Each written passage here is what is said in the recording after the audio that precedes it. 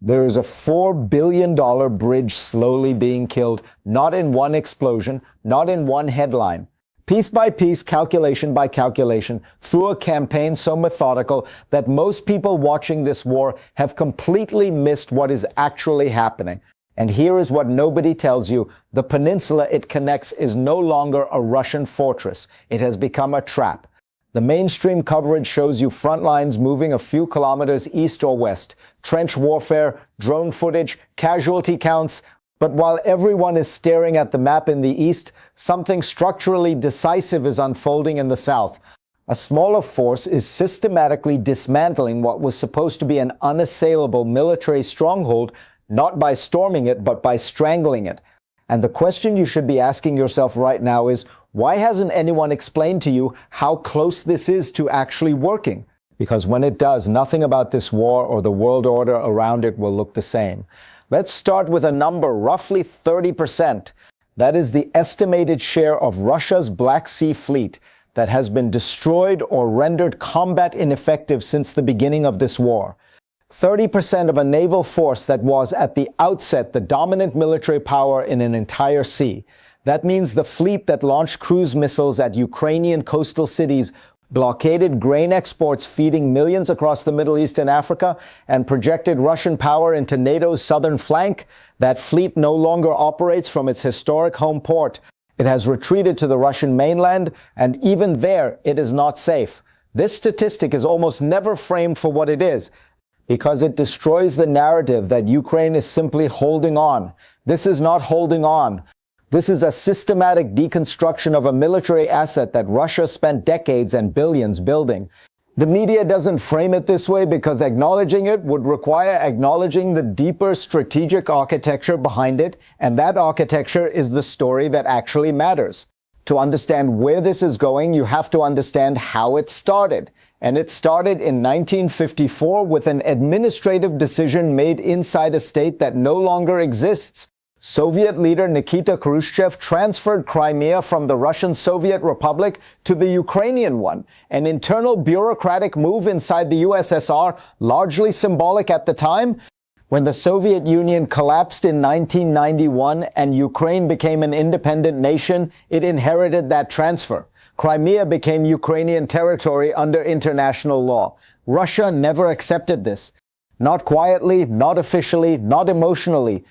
In 2003, Russian engineers began constructing a dam toward a tiny Ukrainian island in the Kerch Strait, a direct territorial provocation that foreshadowed everything to come. In 2014, with Ukraine's government in crisis following a popular uprising, Russian forces moved into Crimea without insignia, seized the peninsula in weeks, and staged a referendum that no democratic government on earth recognized as legitimate. For Vladimir Putin, this was not a geopolitical calculation. It was a personal, historic, irreversible act, the restoration of what he had called a catastrophic injustice. Crimea was his, Crimea was Russia's, permanently, except permanence, it turns out, is an engineering problem.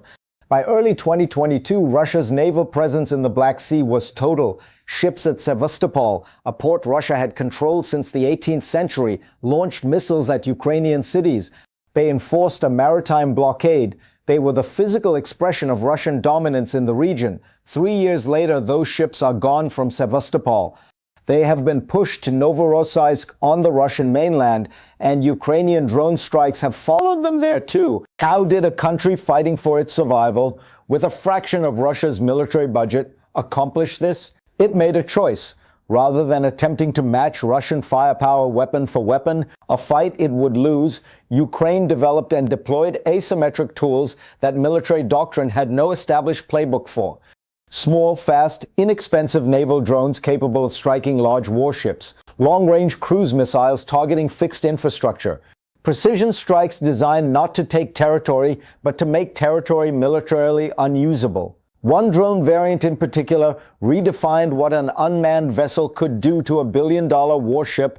Cheap to produce, difficult to intercept, and proven in combat, these weapons became the instruments that drove Russia's fleet from its home port. Not a naval battle, not a fleet engagement, a slow, relentless campaign of attrition that made staying prohibitively costly That is the model, and it has been extended across every dimension of the campaign. Consider what open source tracking of Ukrainian strikes revealed in a single month in early 2026.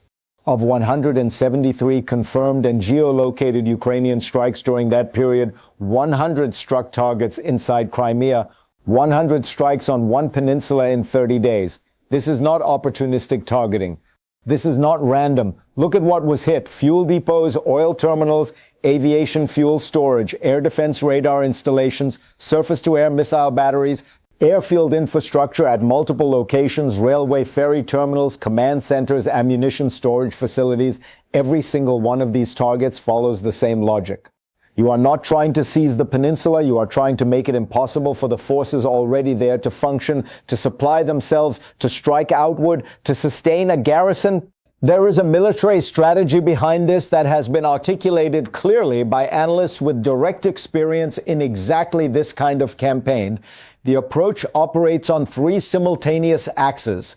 From the sea, destroy or displace the fleet, eliminate the railway ferries, disrupt port traffic, turn the coastline from a supply route into a threat. From the bridge, keep the Kerch crossing under constant pressure, alerts, structural strikes, underwater attacks, until it becomes unreliable as a logistics artery. From the land, target the corridor connecting Crimea to Russia's occupied mainland with long-range precision missiles, forcing enormous Russian resources into defensive protection of supply lines rather than offensive operations. These three axes, when applied simultaneously, do something profound. They stop the peninsula from being a connected military base. They start turning it into a besieged enclave, forced to sustain itself from within. And a military garrison that cannot be resupplied, that runs low on fuel and ammunition, that loses its air defense coverage radar by radar, that garrison does not remain a fighting force. It becomes expensive, immobile hardware waiting for something to eat. The bridge deserves its own moment because it is not merely a supply route. It is the physical and symbolic core of the entire Crimea project. Opened in 2018 at a cost of approximately $4 billion, it was designed to be a statement of permanence. Russia is here. The bridge proves it. The bridge makes it real. Ukraine has now struck it 3 separate times. The first attack used a vehicle-borne explosive device that tore through the road span and ignited fuel cars. The second used naval drones loaded with hundreds of kilograms of explosives detonated beneath the structure. The third, arguably the most operationally remarkable, involved a months-long covert operation in which Ukrainian intelligence planted explosive charges directly beneath the bridge's underwater support pillars. The agency responsible confirmed the operation. The footage that followed contradicted official Russian denials. And when an operative involved in the campaign was asked directly about the bridge's long-term future, the answer was 3 words: the bridge is doomed. What you are watching is not sabotage. It is a phased demolition campaign against the physical backbone of a military occupation. But here is what makes this moment different from any point earlier in the war. The weapons question and the financial question have just been resolved simultaneously, and almost nobody has connected the two. For months, a €90 billion European Union loan package to Ukraine sat completely frozen. $60 billion earmarked for military procurement, $30 billion for direct budget support. Exactly the kind of structural, long-term financial commitment required to sustain the tempo of a campaign like this, not for weeks, but for the months and years it demands. One man blocked it: Hungary's prime minister, who had conditioned its release on a separate pipeline dispute and spent months as the single most effective obstacle inside the European Union to Ukrainian military funding. He had been planning to host a summit between Russia and a potential American mediator in Budapest just months earlier. He was, in every functional sense, Moscow's most reliable voice inside Europe's institutions. On April 12, 2026, he lost power. In an election that recorded the highest voter turnout in Hungary since the fall of communism, the opposition won not just a majority, a 2/3 supermajority. The concession came the same night. The European Union's response was immediate. Its foreign policy chief stated publicly that it was high time to release the loan and move forward. The Council on Foreign Relations described the result in Budapest as closing a door for Russia. Within days of the election, Ukraine's president announced the resolution of the pipeline dispute that had been used as a pretext for the bloc, clearing the final political obstacle. 90 billion euros is now moving, 60 billion of it toward military procurement. This is not peripheral to what is happening in Crimea. It is the material foundation of whether the campaign can be completed on the timeline that analysts have projected. Additional long-range weapons, drone systems, and the sustained financial capacity to operate at this intensity through the summer of 2026, all of it now looks different than it did in March. What does Ukraine still need? The list is specific, and it matters.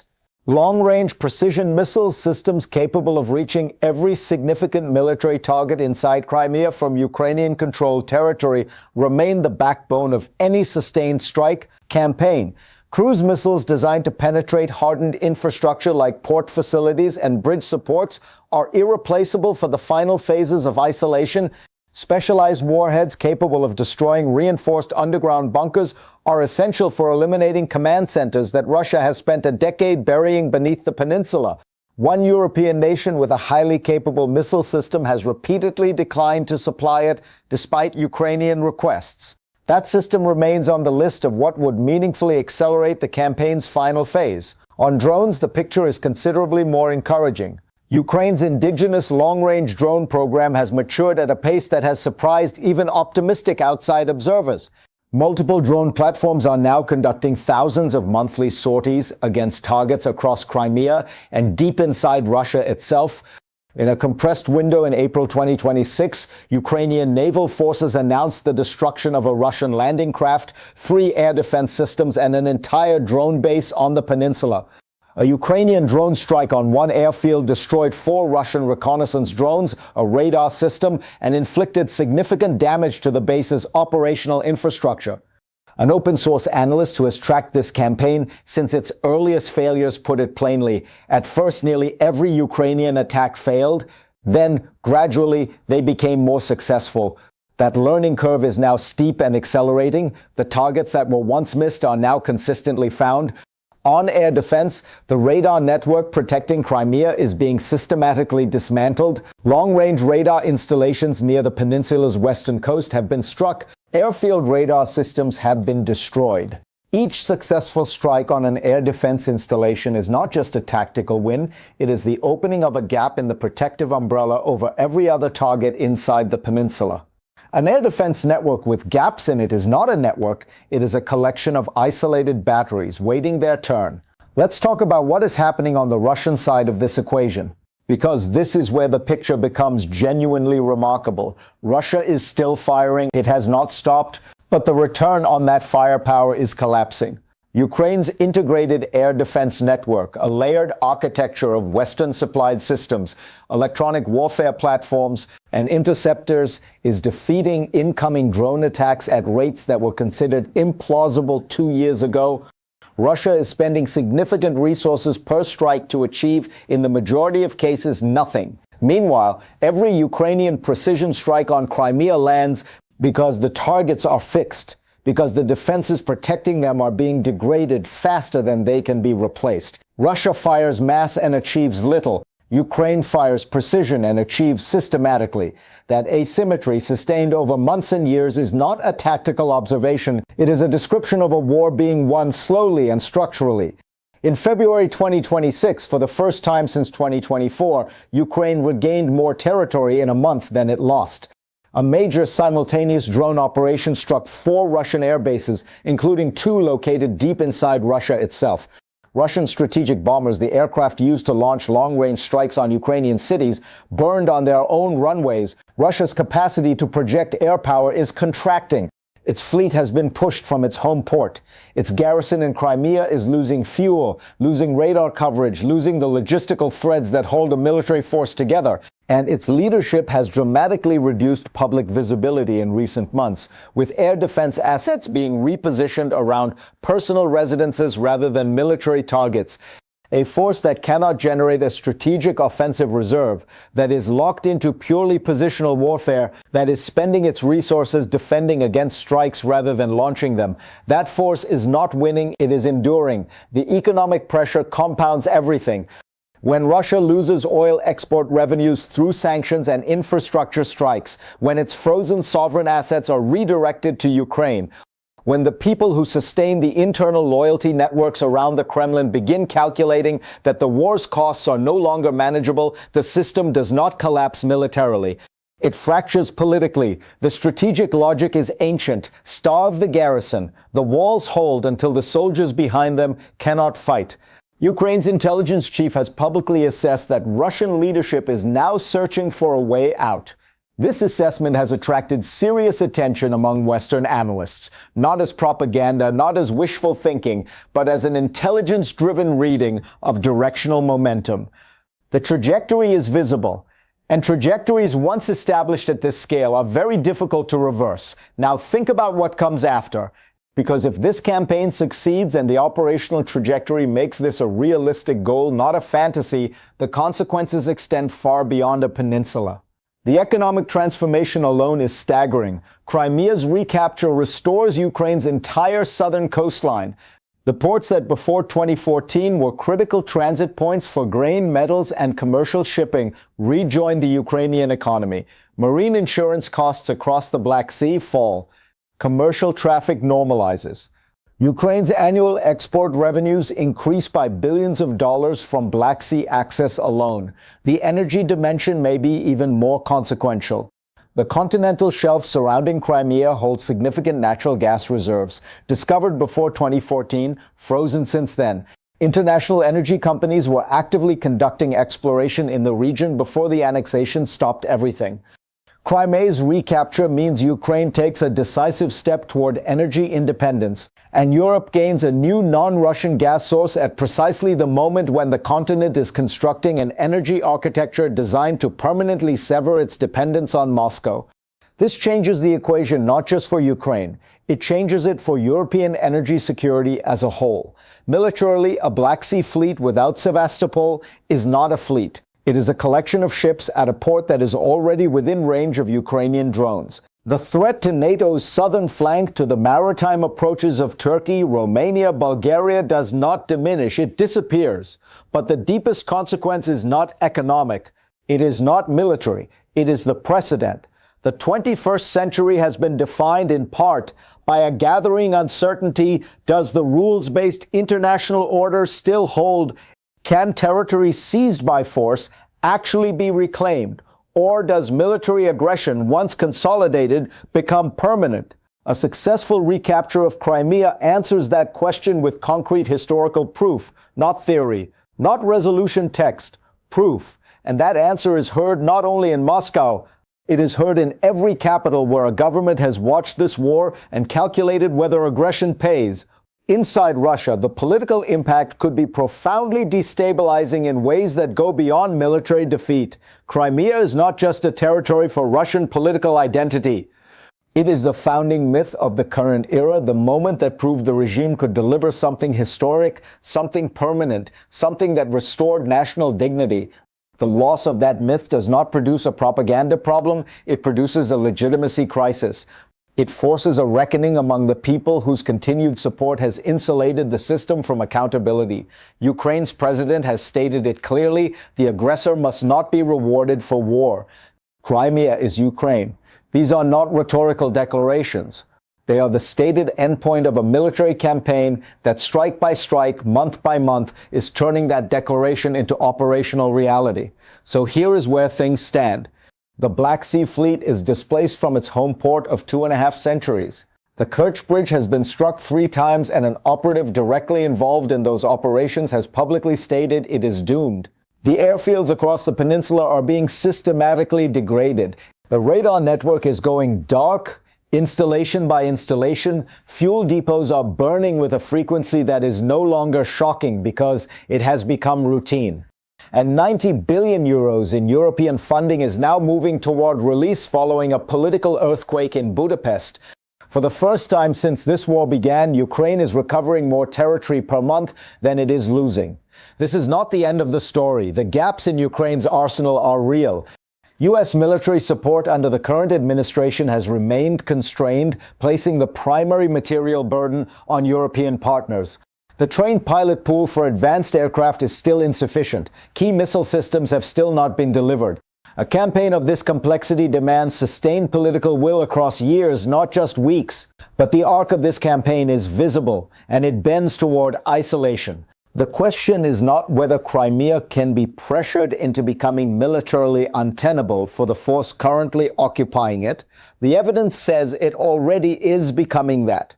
The question is whether the world is paying close enough attention to understand what it is watching and what it will mean when it is complete.